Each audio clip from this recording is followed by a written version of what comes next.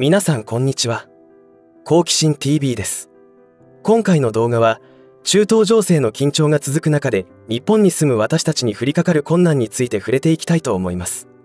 特に日々寒さが増してくる日本において、今回の紛争によってエネルギー危機が現実となった場合には、当然停電の中での生活が余儀なくされ、対策不足の人はその影響によって命の危機にさらされる可能性が高まることになります。そしてそのような状況では、震災時などの非日常で起きた犯罪なども多発することになりますので、そのような状況で被害者にならないようにするためには、過去にどんなことが起きていたのかの情報は身を守るためには必要です。そして備蓄とは食料だけでなく日用品はもちろんのこと、身を守るためのものやトイレに関する対策も必要となります。今回はそのような情報をシェアしていこうと思います。また動画の後半には、停電によっても起きる水道停止や地震などの発生で問題となるトイレ問題に対しての我が家の取り組みについてもご紹介しますので、ぜひ最後までご視聴ください。このチャンネルでは、自分や家族の身を守るためにできることや、日本人がこれ以上騙されることがないようにするための情報を発信しています。チャンネル登録がお済みでない方はぜひチャンネル登録をお願いします。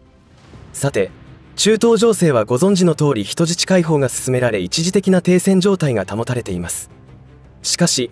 イスの国の首相はハマ部隊の殲滅を止めないという発言もされていることから、まだまだ混沌とした状況は続くことが予想され、どこまで激化するか目が離せません。今回の紛争の落としどころはどこなのか全く分かりませんが、それ次第でかなり長引くことになりそうです。今回のケースはイスラム圏の今まで対立し合ってきた国同士が団結して、アメの国とイスの国に対抗する姿勢が見られるだけに深刻なのではないでしょうか。そして表面的な争いとしてはイスの国とハマ部隊、ヒズ部隊ということになっていますが、その裏で武器を供与している国は少なくともロと赤の国、アメ、そして北の国ということが分かっています。それに加えてイラの国は反アメの国の急先鋒と言ってもいい存在ですが、実行部隊は各地に存在するテロ組織ということになるのでしょうし、歴史的に見てもアメの国との確執は修復不可能なくらいの溝がありますから、いつもと違う中東問題が戦争へと発展していくのではないかと危惧されています。つい先日イエメン沖で起きた日本郵船の乗っ取り、拿捕の他にも直近で起きたのは、インド洋沖での無人機によるイスの国の貨物船への攻撃も起きてしまいました。いずれにも共通することといえばイスに関係しているということです。日本ははっきりとイスやアメの国側であるという認識をされています。日本という存在は明らかにアメの国側の国家という認識がされており、今後攻撃の対象になる可能性はぐんと高くなります。そのことは先日の動画でも紹介しましたが、財務省のホームページではイラの国とその関係者に対しての経済制裁措置の内容が確認できますから、明らかに日本も敵対国になっているという認識が必要です。ちなみに日本の貨物船を攻撃したフーシ派は、明確に攻撃することを宣言していましたから、当然起きたということになります。このフーシ派は2019年9月にもサウの国の石油施設に対してドローン攻撃をしており、その結果、サウの国の原油生産が1割減少するという影響を与えています。またその年の6月には日本のタンカーが攻撃を受け炎上しています。くしくもそれはアメの国とイラの国の高まる緊張をほぐすため、コアベ元首相がイラの国の最高指導者と会談した日に起こっています。その他にもまだまだ海上衝突の事例はあり、この地域は火薬庫と言われている理由がそこにあります。今やホルムズ海峡だけでなくバブエルマンデブ海峡やその周辺のペルシャ湾、オマーン湾、アデン湾、紅海、アラビア海、そしてインド洋までも危険区域になってきました。この流れは日本の安全保障の観点からも本当に良くない流れになってきたと思います。イスの国側の首相だけでなく取り巻きの閣僚もハマ部隊に対しての過激発言をやめませんし、ハマ部隊も武器供与している北の国もアメの国に対して明確な敵対意識を持っていますから、この紛争は戦争にスケールアップしていくことが濃厚であるように思えます。仮に戦争に至らなかったとしてもブリックスが経済戦争を仕掛けてくることになったら、つまりペトロダラー経済圏を破壊する動きに出た時には、ミサイルなどの最新兵器以上に効果が期待され、案外簡単に今の世界秩序は崩れるかもしれません。ペトロダラーシステムの崩壊を狙ったオペレーションサンドマンも着実に進められ、どんどんアメリカドルを売る動きを強めています。多くの専門家がブリックスという経済圏は成立しないし、ドル経済からは脱却できないと言ってきましたが、私は専門家でもないのですが、それは起きると感じており危機感を抱いています。というのは、雨の国が過去から現在までにやってきたこと、していることというのは人道的観点から見てもひどすぎるし、ビジネスの観点から見てもアンフェアなことが多すぎで、力ずくで相手に言うことを聞かせているというやり方によって、多くの国からの恨みのエネルギーが高まってきていると感じるからです。いずれにしても紛争当事者がお互いの全てを水に流し、会談でハグして平和が訪れるということの方が可能性が低いわけですから、私たち庶民は危機意識を高めて備える必要があります。前の動画でも取り上げましたが、不安や恐怖は適度には必要ですが過度には不要なものですので、わからないことを明確にして一つ一つすべきことをしていきましょう。ということで、非常時の対策について我が家の取り組みを手短に紹介していこうと思います。皆さんは緊急時のトイレについて対策しているでしょうか。誰もが少なからず経験していることとして、トイレに行きたいが近くにトイレがないといったような状態になった時というのは結構深刻な状況になりますよね。トイレに行きたくても行けない状態というのはまさに地獄で、やっと乗り越えた時には喉元過ぎれば何とやらでその対策はしないというのがほとんどだと思います。かくいう私もそうだったのですが、仕事柄トイレがない状況に身を置くことが多く、トイレ対策には本当に苦労していました。そこで我が家の取り組みは尿を固める粉末を使って処理をしています。固めた後は燃えるゴミで出せば良いので非常時にはかなり助かるはずですし、私は日常使用していますので、その精神的な安心度には太鼓判を押すことができます。特に女性の場合はトイレがない状態というのはかなりきつい状態になると思いますが、これもあらかじめ準備しておくと助かるのではないでしょうか。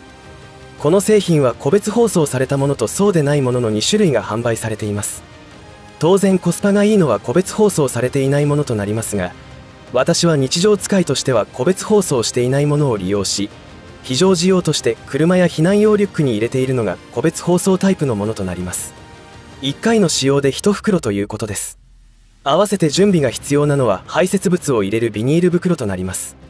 その中に粉末を入れて用を足すというように使います。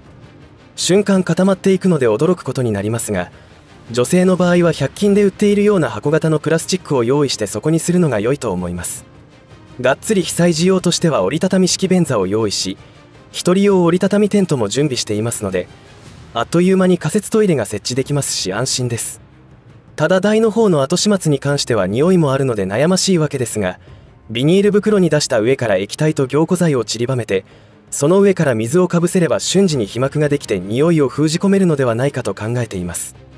2回やれば問題ないと考えていますが実験はしていません。特に女性の場合は困ることなので、今までなんとかなってきたという変な成功体験に油断せず、継続的にそのような状況になることを想定して準備をしておいた方が安心できます。ぜひ参考にしてください。そして最後になりますが、どんなことが原因であったにせよ、停電が長引いた時には犯罪の発生率が一気に上がることも知っておくことが必要です。震災時に起きる犯罪についてはよく知られていますが、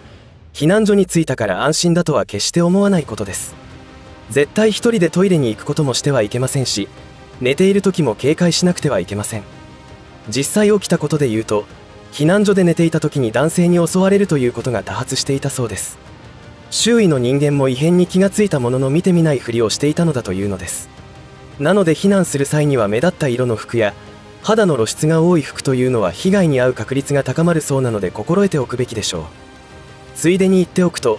今公園などの公衆トイレでの性犯罪も増えているそうです。 LG なんとか法案によって犯罪者が女性トイレに紛れ込んでいることもあるそうです。よくあるのが、親が外で待ってて子供だけトイレに入っていくというケースですが、これが危ないのだそうです。残念ながら日本の安全神話はもはや過去のものとなりましたので、危険予知能力を高めることを日頃から意識した方が良さそうです。いかがだったでしょうか。ホルムズ海峡の危機から事態は日増しに緊張が高まり、中東地域全般の海洋ルートのリスクが高くなってきてしまいました。今関係者は大忙しとなっていることでしょうが、